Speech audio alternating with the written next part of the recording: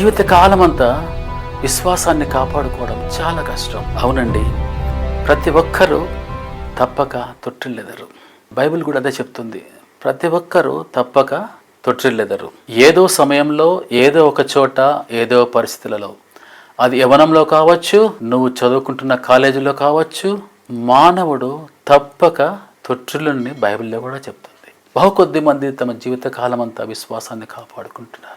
మన ఉద్యోగంలో కావచ్చు, మన కుటుంబ పరిస్థితుల్లో కావచ్చు, మనము తొట్టిల్లెదం. అంటే తొట్టిల్లుట అంటే విశ్వాసాన్ని కోల్పోయే సమయం కూడా రావచ్చు. ఒకవేళ గతంలో అలాంటి పరిస్థితుల్లో ఉంటే సంతోషం, దానిని సరిచేసుకొని విశ్వాసాన్ని పొందుకోండి. నే వెదకి రాలేనని నా కోసం వచ్చావయ్యా. ఎంత మంచి మాట అండి. మనము వెదకి ఆయన దగ్గరకు వెళ్ళలేదు. It is impossible.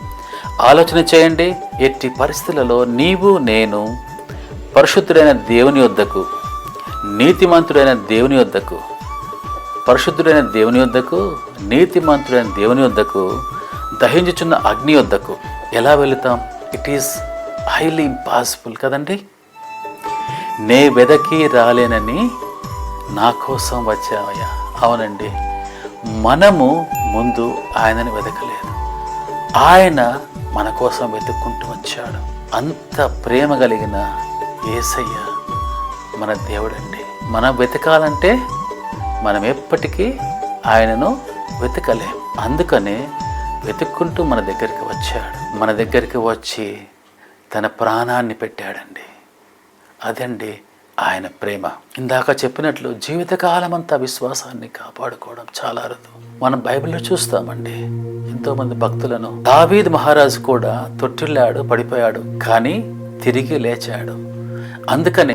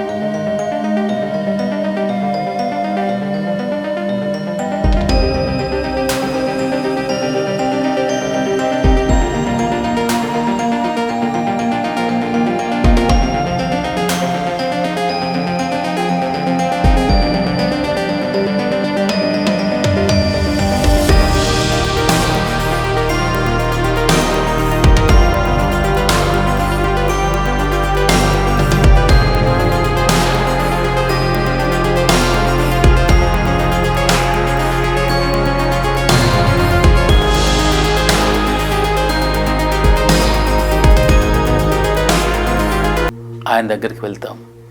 కాబట్టి నా ప్రియులారా, ఈరోజు మనం చూస్తున్నాం లోకంలో ఎంతో పాపాన్ని మనం చూస్తున్నాం. అలా చూస్తున్నప్పుడు మనం ఎంతో ధన్యులుగా మనము కొన్నిసార్లు మనకు అనిపిస్తుంది. ఎందుకంటే ఆ లోకంలో జరిగే పాపాన్ని మనము చేయలేకపోతున్నాం కదండి. కరెక్టే. విశ్వాసులుగా ఉన్న మనము అంతటి పాపాన్ని మనము చేయడానికి ధైర్యం చాలదా? దేవునికి స్తోత్రం. ఆ పాపాలని మనం దూరంగా ఉంటున్నాం. ఒకవేళ అది పెద్ద పాపం కావచ్చు, చిన్న పాపం కావచ్చు, దేవునిడల ప్రతిదీ పాపమే అండి.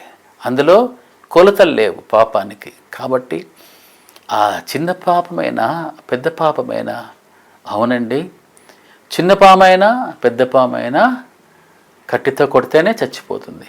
కాబట్టి మన పాపాన్ని ఒప్పుకొని మనము ప్రాయశ్చిత్తం పొందుకుంటే దేవుని దగ్గర తిరిగి రాగలం.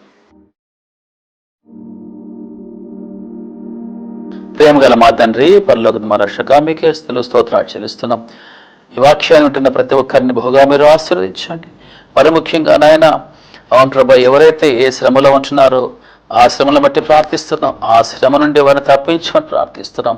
ఎవరైతే రోగంలో ఉంటున్నారో, ఎవరైతే బాధ ఉంటున్నారో ఆ రోగాన్ని వారు తీసివేయమని ప్రార్థిస్తున్నాం. అది క్యాన్సర్ కణాలు కావచ్చు, అది కడుపు నొప్పి కావచ్చు, కాళ్ళ నొప్పి కావచ్చు, వీపు నొప్పి కావచ్చు, షుగర్ కావచ్చు, బ్లడ్ ప్రెషర్ కావచ్చు, అది ఎలాంటి సమస్య అయినా, అవును ప్రభా, ఈ క్షణమే వారికి విడుదల కలుగచేయమని ప్రార్థిస్తున్నాం.